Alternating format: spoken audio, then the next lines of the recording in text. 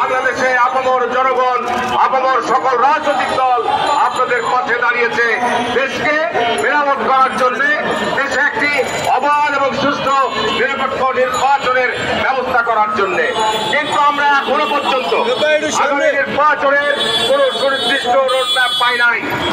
আপনি আপনার দপ্তর থেকে বলছেন কখনো ডিসেম্বরের মধ্যে, কখনো বলছেন আগামী বছর জুনের মধ্যে।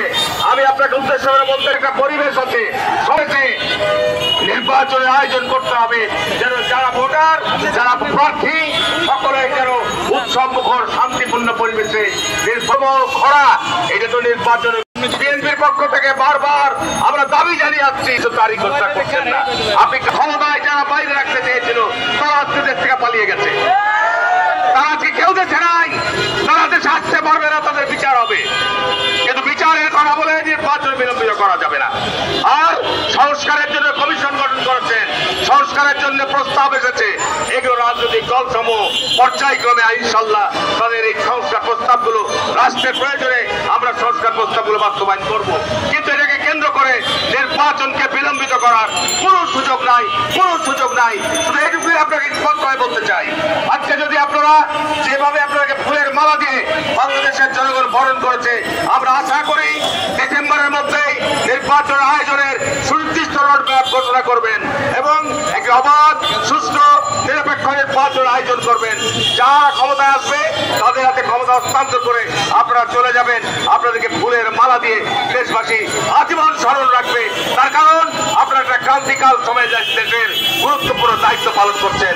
কিন্তু যদি বিএনপিকে ক্ষমতার বাইরে রাখার কোন চক্রান্ত এবং ষড়যন্ত্র করেন, যেভাবে হাসিনা তার দোসররা পালিয়ে গেছে, আপনারা কোন দেশ থেকে পালিয়ে যেতে হবে, থাকতে পারবেন না। স্পষ্ট আমরা ধৈর্য ধারণ করে আছি। আমরা চাই না যে আমরা গত 18 বছর যেভাবে গুমের শিকার হয়েছি, আমরা গত 18 বছর যেভাবে আমরা হত্যা নিপীড়ন নির্যাতনের শিকার হয়েছি, আমরা নতুন করে রাস্তায় নামতে চাই না। আজকে স্পষ্টভাবে বলতে চাই যে আজকে আপনাকে অবিলম্বে ঘোষণা দিতে হবে, দিতে হবে, দিতে হবে। আগামী ডিসেম্বরের মধ্যে নির্বাচন হতেই হবে, হতেই হবে, হতেই হবে, এর কোনো বিকল্প নাই। আর আজকে এই উপদেষ্টা মন্ডলীর বিভিন্ন জনের বিভিন্ন বক্তব্য আমি নিয়ন্ত্রণ করার আহ্বান জানাবো। আজকে আমাদের আইন উপদেষ্টা বলছেন, গতকালকের মাননীয় প্রধান উপদেষ্টা দপ্তর থেকে বিবৃতি আসার পর উনি বলছেন যে প্রধান উপদেষ্টার বক্তব্যের সাথে একমত। তার মানে উনি বলতে চাচ্ছেন আগামী জুনের মধ্যে নির্বাচন। আমি মনে করি এই ধরনের বক্তব্য আপনার দেওয়া উচিত নয়। আজকে আমরা লক্ষ্য করছি গণমাধ্যমে যে আজকে সমন্বয়ক নামধারীরা বিভিন্ন থানায় হয়রানিমূলক মামলা দায়ের করছে। আজকে সরকারের উচ্চ পর্যায় থেকে আজকে সার্কুলার দেওয়া হয়েছে, বলা হচ্ছে যে সমস্ত মামলায় আসামিদেরকে গ্রেপ্তারের সরকারের হুকুম লাগবে। কেন এই মিথ্যা মামলা কেন থানায় রেকর্ড হবে?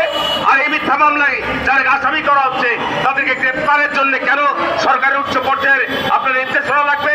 তার কারণ তাদেরকে মামলা দিয়ে কি এসব সমন্বয়কদের নেগোসিয়েশনের পথ আপনারা উন্মুক্ত করে দিচ্ছেন। এগুলো দেশবাসী জানে এবং বোঝে। আমি মনে করি এই ধরনের কর্মকাণ্ড থেকে বিরত থাকার জন্য আমি আহ্বান জানাচ্ছি। বক্তব্য বাড়াবো না, আজকে মাননীয় প্রধান অতিথি বক্তব্য দিবেন।